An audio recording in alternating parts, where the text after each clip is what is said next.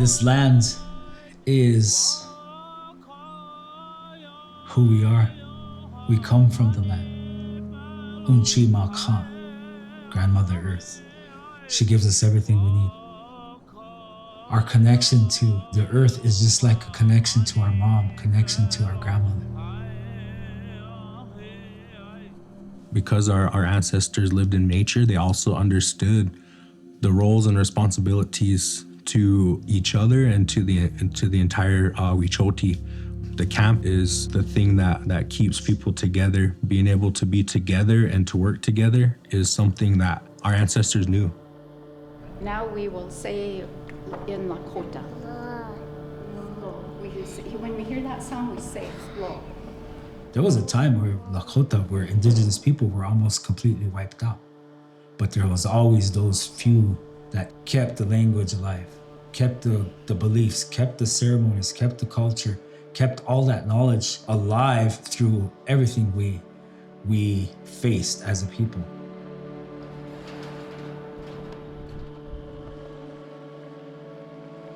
I'm really proud to be Lakota, Dakota, to come from the Oceti Sakowin, because we have a long history, a long legacy of being freedom fighters, proud, patriots, and really come from a place of strength and courage and a relentlessness.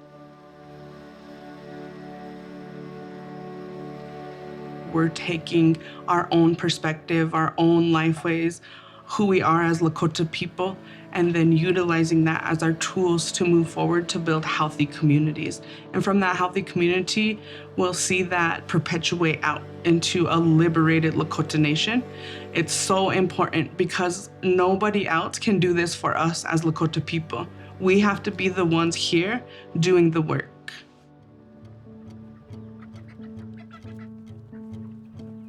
You can see the beginnings of liberation in our food sovereignty work, in the building of a regenerative community, a building of a regenerative economy, in the building of a liberated workforce through our workforce development program. All of these components, you have the beginnings of this broader liberation movement. We just have to find a really coordinated and systematic way to approach healing. Right? We can't leave people off on their own to figure it out themselves. We want people to come along in this journey of healing and hope and liberation, because that's how we are going to transform our societies for the future. For our community to fully realize that, for individuals to fully realize their own liberation, to find that liberation, it's going to take generations. And so we have to have patience. We're planting the seeds, and 7 generations from now, maybe we'll see a completely different reality, one that is liberated.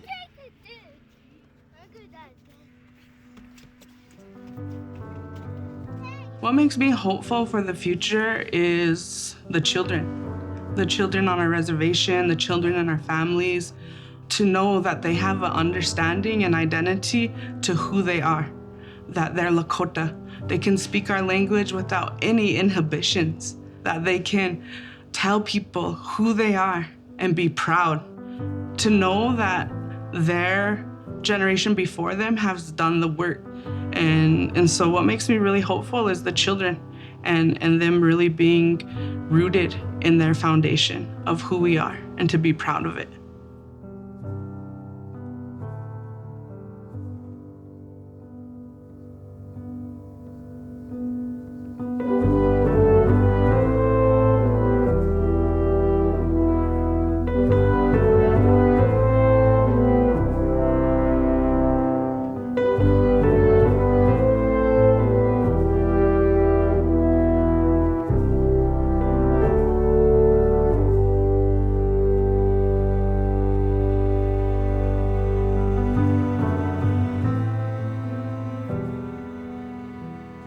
It's really humbling to know that the start of something that is like formal, such as a CDC, as a nonprofit organization, has such strong spiritual roots, is really fundamental to our identity as an organization.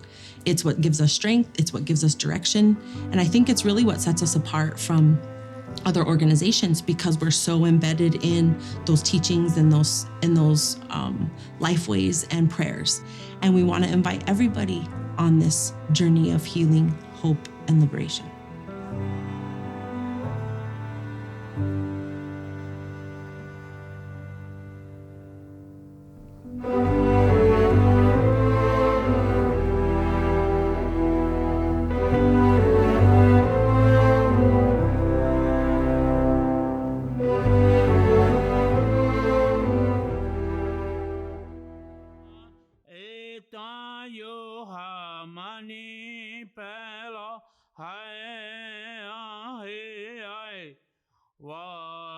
Wakaya Chanupa Yohamani Pelo Hai